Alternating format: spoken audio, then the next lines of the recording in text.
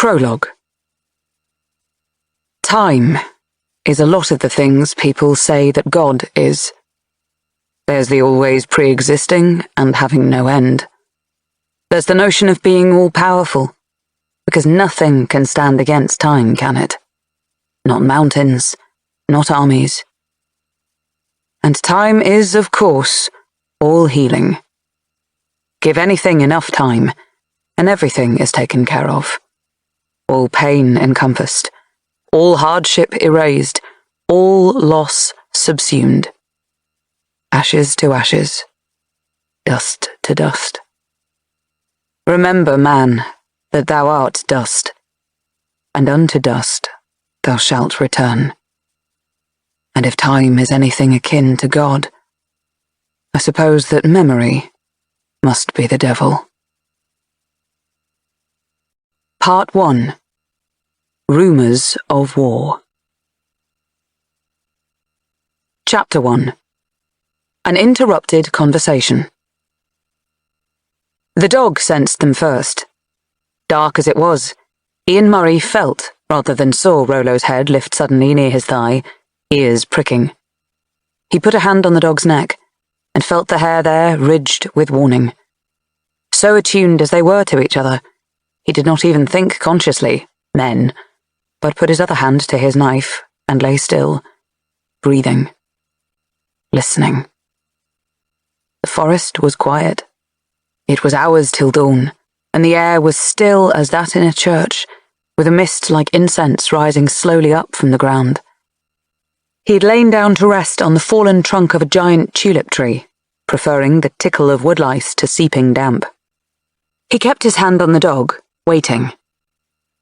Rollo was growling, a low, constant rumble that Ian could barely hear, but felt easily, the vibration of it travelling up his arm, arousing all the nerves of his body.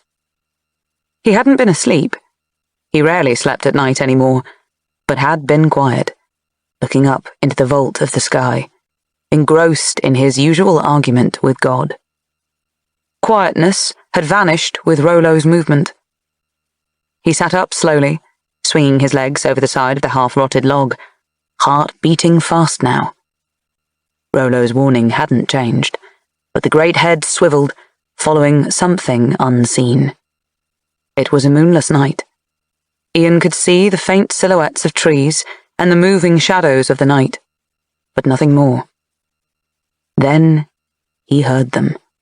Sounds of passage. A good distance away, but coming nearer by the moment. He stood and stepped softly into the pool of black under a balsam fir. A click of the tongue, and Rollo left off his growling and followed, silent as the wolf who had been his father. Ian's resting place overlooked a game trail. The men who followed it were not hunting. White men. Now that was odd, and more than odd. He couldn't see them, but didn't need to. The noise they made was unmistakable. Indians travelling were not silent, and many of the Highlanders he lived among could move like ghosts in the wood, but he had no doubt whatever. Metal. That was it. He was hearing the jingle of harness, the clink of buttons and buckles, and gun barrels. A lot of them. So close he began to smell them. He leaned forward a little, eyes closed, the better to snuff up what clue he could. They carried pelts. Now he picked up the dried blood, cold fur smell that had probably waked Rollo. But not trappers, surely. Too many. Trappers moved in ones and twos. Poor men, and dirty. Not trappers, and not hunters. Game was easy to come by at this season, but they smelled of hunger, and the sweat of bad drink. Close by now, perhaps 10 feet from the place where he stood. Rollo made a tiny snorting sound, and Ian closed his hand once more on the dog's ruff, but the men made too much noise to hear it.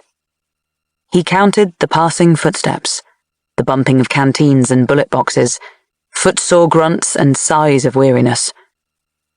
23 men, he made it, and there was no mule. No 2 mules with them. He could hear the creak of laden panniers.